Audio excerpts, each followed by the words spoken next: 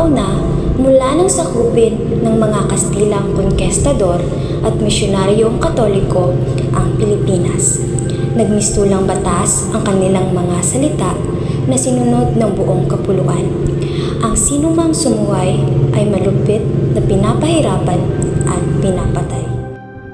Ito ang 1872 Execution of Gumbuza. Layunin ng mga Pilipino na patalsikin ang gobyerno ng Kastila dahil sa puwersang pag-alis nito sa kanilang mga karapatan at mga pribilehiyo bilang isang manggagawa sa arsenal.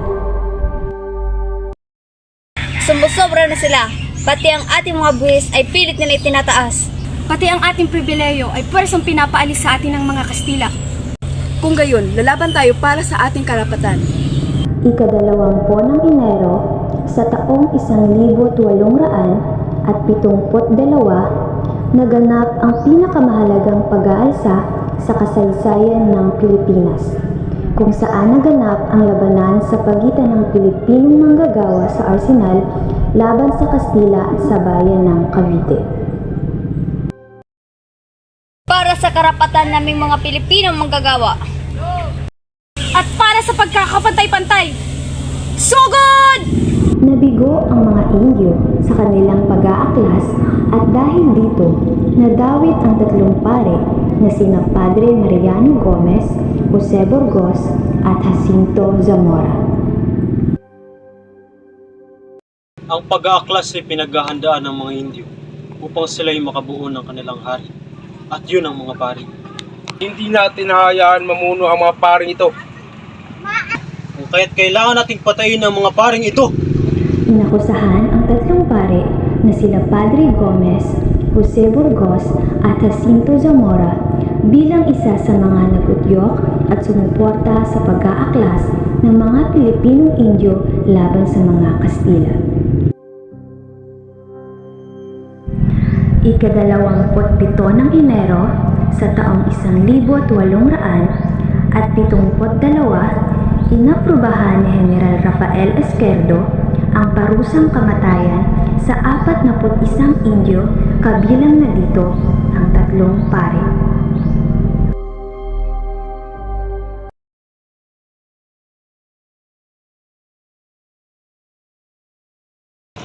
Kumusta mga pare? Ako nga po pala si Soledad Concepcion. Ako ay isang tagapagbalita mula sa Laguna Concepcion. Ako ay narito dahil sa pagkakasampot ng inyong mga pangalan sa pag-aaklas na naganap sa kanila. Wala kaming kinalaman dyan. Meron po akong opisyal na ulat na kayo raw po ang nagpasimuno. Hindi yan totoo. Lahat ng sinabi nila ay pawang gawa-gawa lamang. Hindi namin alam kung sino ang matake sa mga Kastila.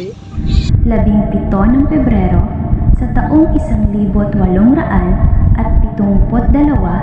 hinatulan ang tatlong pare ng parusang kamatayan sa pamamagitan ng paggarote.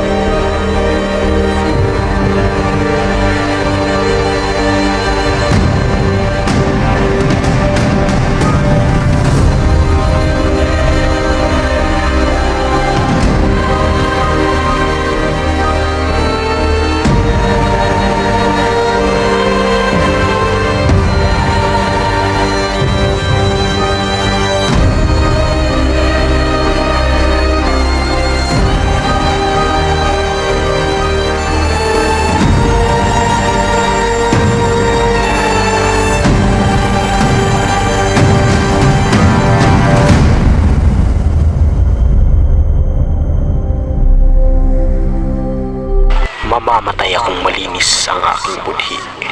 Wala akong kasalanan. Dahil sa di makatarungang kamatayan, sumiklab ang damdamin ng mga Pilipino. Ang kamatayan ang nabudyong sa Batang Rizal na isulat ang pangalawang nobela na pinamagatang Il Fulibos de Resu.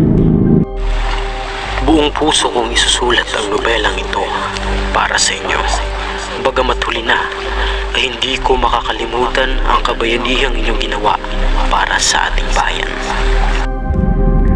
Dahil sa pangyayari na naganap sa Gumburza at ang paglimbang ng Il Fulibus Tirismo ni Rizal, unti-unting nagkaroon ng kamalayan ang mga Pilipino.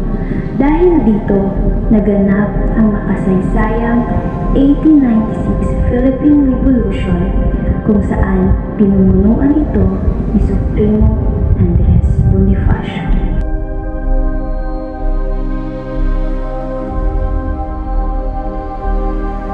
Bayan, tayo'y magwawagi. Abot tanaw ang bagong araw. Puso diwa ng bayang tinusla, sumisigaw. Justisya.